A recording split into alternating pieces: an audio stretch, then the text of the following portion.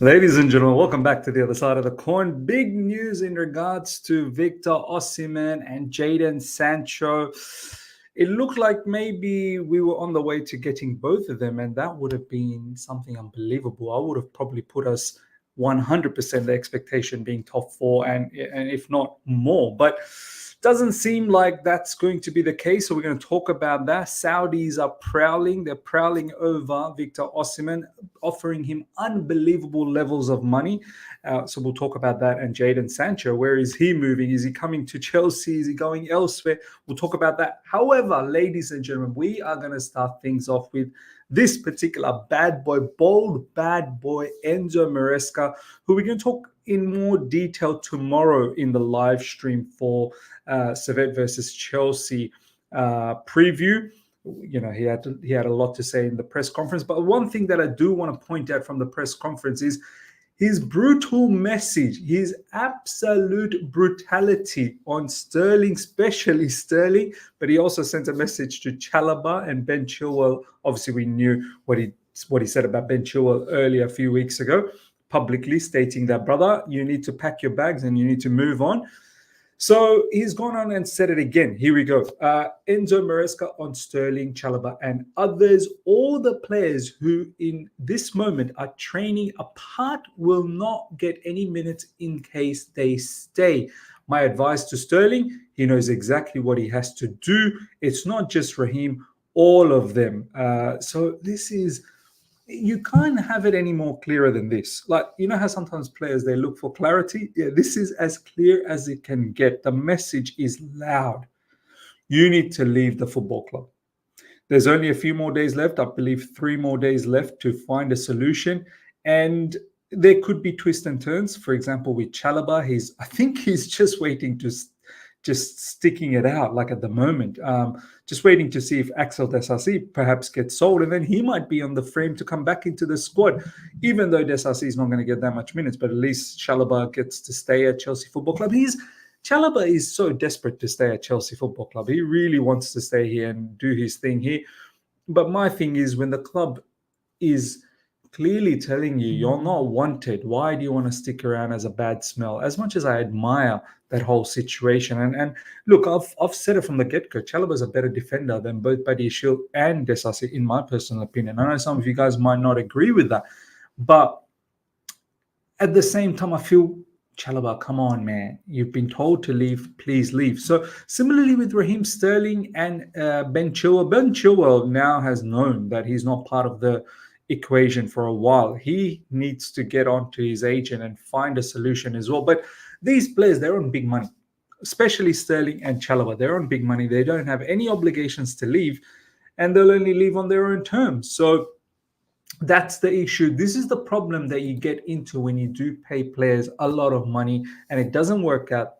Then you're stuck. Absolutely stuck. Check this out. Maresca confirms there's no way back for Sterling. He's a fantastic guy, but only thing is every manager has a different idea. He's not the type of winger I like. Oh my God.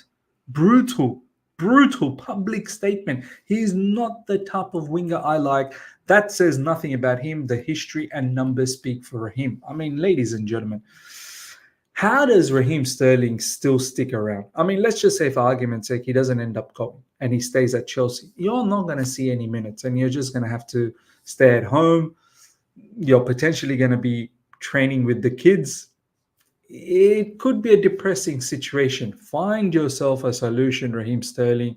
Play football, and who knows, look, there was rumors about perhaps Arsenal. Do you know what I mean? Martinelli, I don't know how much he's providing for Arsenal. Maybe Raheem Sterling can go to Arsenal. I know a lot of people say, why do we have to improve our rivals? I get that, but this is more the fact that we need to get rid of this player. He's on big wages. Obviously, Aston Villa's name has been thrown around. John Durant, swap deal, I don't know. Manchester United, we'll talk about Jadon Sancho. I don't know if that's looking great today. Jadon Sancho perhaps looking at other solutions there as opposed to coming to Chelsea. So, look, and Saudis, I'm not really sure Raheem Sterling is that keen. So, yeah, ladies and gentlemen, let me know. Let me know. What would you do if you're Raheem Sterling? Are you staying at Chelsea? Are you moving? Let me know your thoughts. Now, in regards to Osimhen, exclusive Al Ahli management said to travel to Italy today to advance in talks with Victor Osimhen. Nothing changed yet as Chelsea remain in talks with Osimhen over personal terms, salary.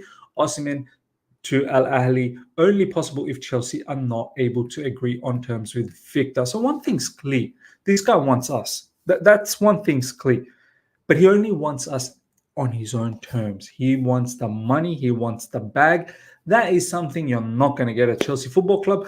Chelsea are trying to be smart about the package. They may not give him upfront base salary a lot, but maybe incentivize the whole situation. However, mad stuff are happening. Obviously, Saudis are minted. They are absolutely built with money, and they're offering something ridiculous, which there's no way Chelsea can offer that, and no way any clubs in Europe can offer that. So let's have a look at that. Understand Al Ahly proposal to Victor Osimhen includes a release clause, crucial point requested by Nigerian striker. So Mr. Osimhen, if he does go to Al Ahly, he's like, I need a release clause. I need to be able to get out of here when I want to get out of here. So obviously, this is sort of like a stopgap situation for him. He wants to get back to Europe, right?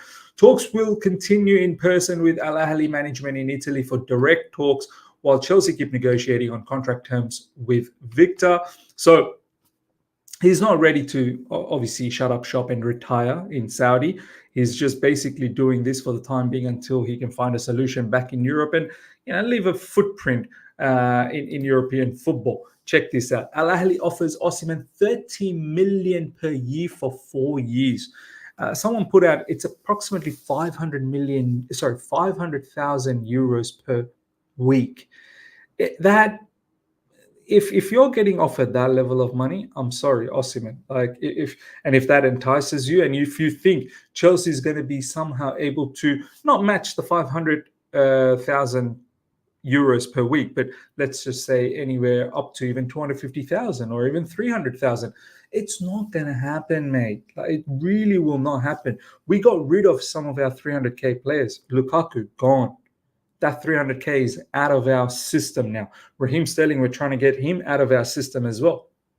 Do you think we're going to just now bring you in? Even though, look, I truly believe Osimhen deserves probably anywhere between 200 to 250k. He deserves that. But we're not operating in that manner anymore. And someone put up a really, really good post yesterday or day before yesterday. Joao Felix, for example, he was on big money with Atletico Madrid. He was on huge money, in excess of 250k. And he was desperate to come back to Chelsea, and so desperate that he said, I'm willing to take a pay cut. And I think Joao Felix has taken a pay cut to be within the Chelsea wage structure. That's, I think, 150,000. Look, there may be a little bit more than that. I don't know, but I don't think it'll be anything substantially more than 150,000. So Joao Felix is looking to take that cut and showing that desire that he wants to be at Chelsea. You need to do something like that, Osimhen. But if you don't feel like, well, there you go. Al Ahly is there. That is the kind of money that changes life, that changes a generation, that changes a family. No problem. So this will be very difficult to compete, but apparently Chelsea are still in the mix. So let's see what happens, ladies and gentlemen. Maresca, a new striker to join Chelsea. I didn't speak to Nico Jackson about this at a meeting with Nicholas yesterday, but just about the amount of good things he's doing with us. He's our striker at this moment. We are very happy with him. That's it. Look, everyone knows how I feel about Nicholas Jackson, and I think it's pretty much how most people feel as well. There is some distinct good qualities about Nicholas Jackson. Nicholas Jackson, the way he drives with the ball, the way his work rate is immense. But people will tell you, his final third, he doesn't release the ball quick enough. Ladies and gentlemen, so many times we've seen there is an option available, and this brother is not there to provide that option. You look at someone like Cole Palmer, 3 assists for Madueke. Look how quickly he releases Madueke. He doesn't wait until Madueke is drawn out of the game, and then Madueke doesn't score those goals.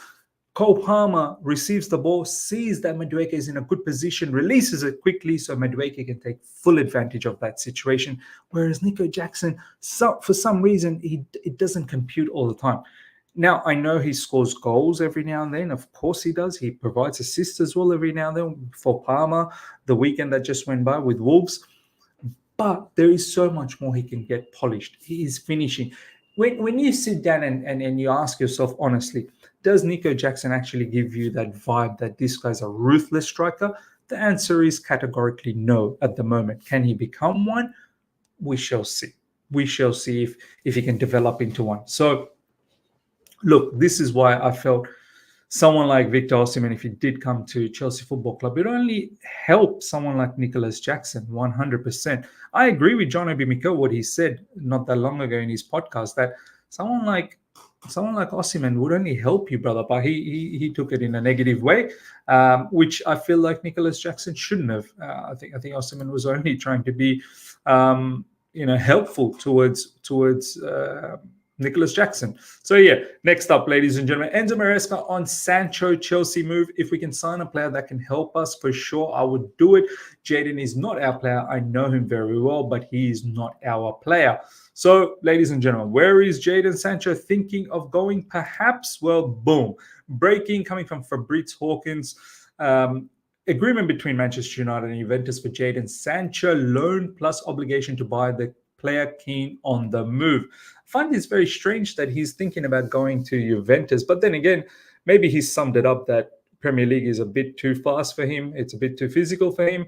Maybe, leagues like Bundesliga and Serie A are probably the right league for him. Juventus also is probably thinking, with Chiesa going to Liverpool, by the way, Chiesa to Liverpool is a here we go.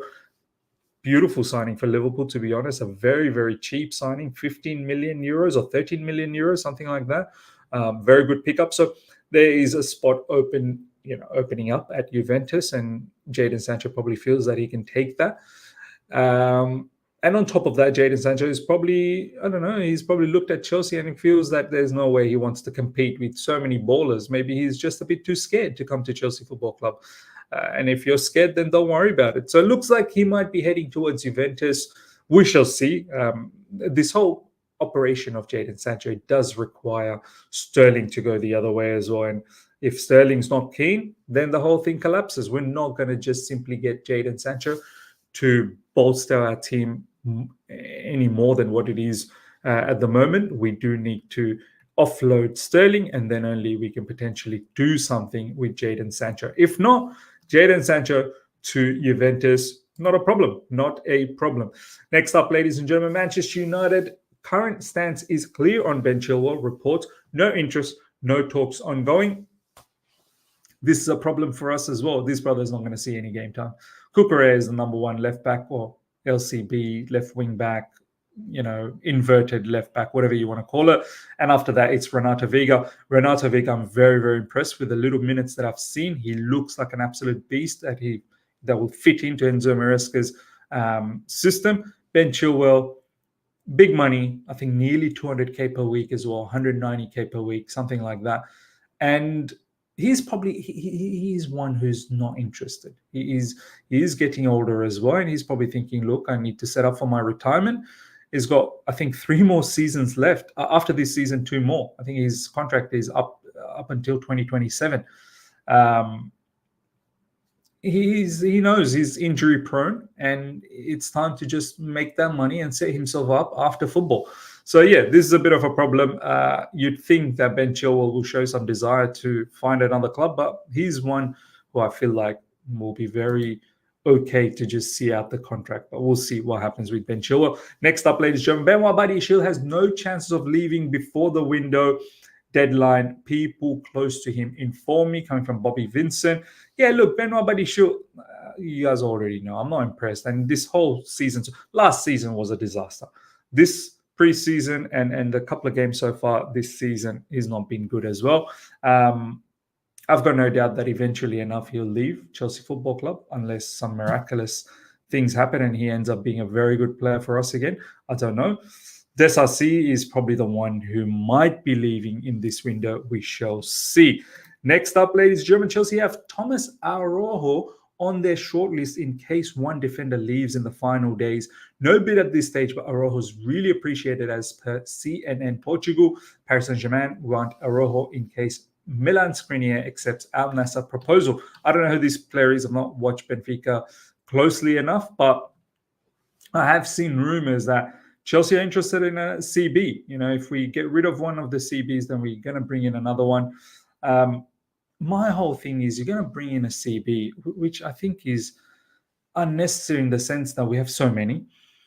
But if I do want to bring in a CB, but it has to be a boss. The only way we bring in a CB is it has to be an absolute boss. And if it's not a boss, don't even bother. So yeah, ladies and gentlemen, let me know your thoughts in regards to Araujo. Do you even know who he is? Next up, let's have a look if there's anything that has popped in since we started recording. 6 minutes ago, Chelsea are looking at alternative striker targets. Al Ahli are getting more hopeful they will secure the signing of Victor Osimhen, Sky Cave. So it looks like at the moment, Victor Osimhen to Al Ahli seems quite imminent. Ladies and gentlemen, let me know your thoughts about everything we spoke about. Hope you've enjoyed this. Smash the like button if you're here for the first time. Subscribe, hit the bell notification to stay in touch with all my content. Till next time, take care. See ya. Bye.